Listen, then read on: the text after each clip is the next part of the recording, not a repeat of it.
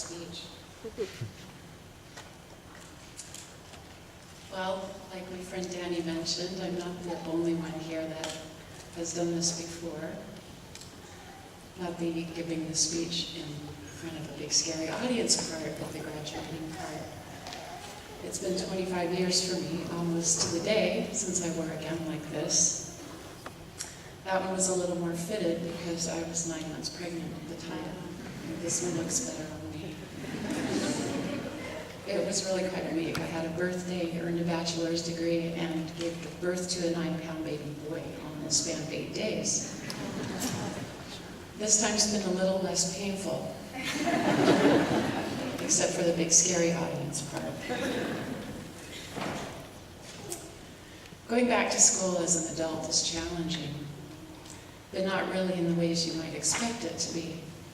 It's not because older people have a harder time learning new things, or because it's hard to keep up with younger classmates, or because old people can't fit in with the younger crowd.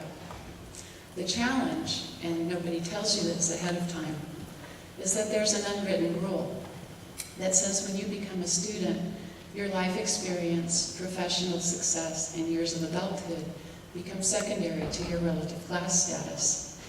It's very disconcerting, especially if you've been an adult for a really long time. My first degree was in electrical engineering. For some reason, people have difficulty seeing the connection between engineering and nursing. But strange as it might seem, it's there. My engineering professors taught me important concepts that I've made good use of in the years since then, and not just when I was doing engineer stuff.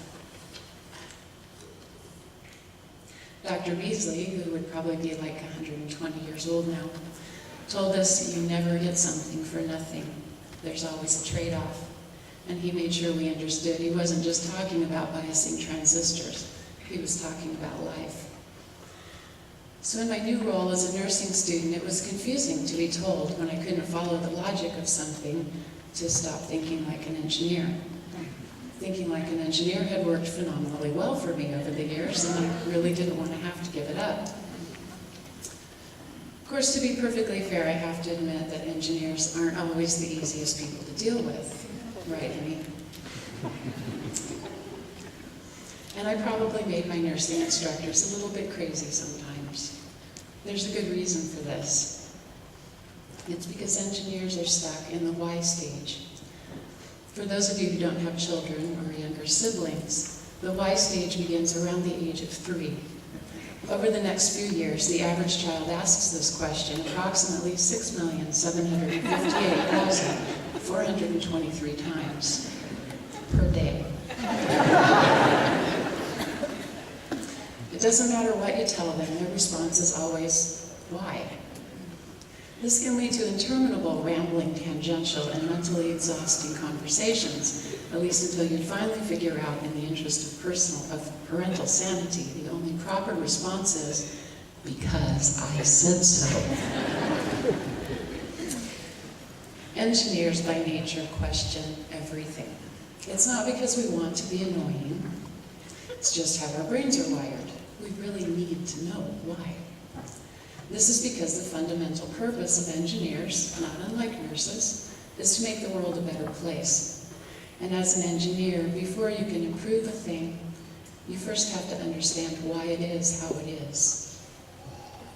This can be very disconcerting to people who've gotten used to the thing being the way it is and haven't ever really thought to wonder about the why of it. But the truth of the matter is that if no one ever asks why, nothing will ever change. I was fortunate enough to make it into the program in time to be a member of Linfield's final 4-year cohort.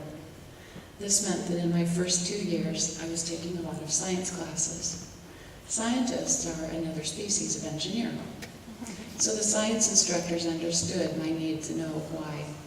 They also understood how my engineering way of thinking, irritating though it might be to someone whose brain isn't wired that way, would actually serve me very well in the nursing profession. So I owe them a debt of gratitude. If it weren't for the science faculty, I might have let the frustration overwhelm me. I might have given up on being a nurse, or I might have given up on being an engineer. Either way, I would have lost something valuable. It's hard to mention only a few specific individuals, especially after being in the program for this long, because I've had so much time to get to know a lot of really great people.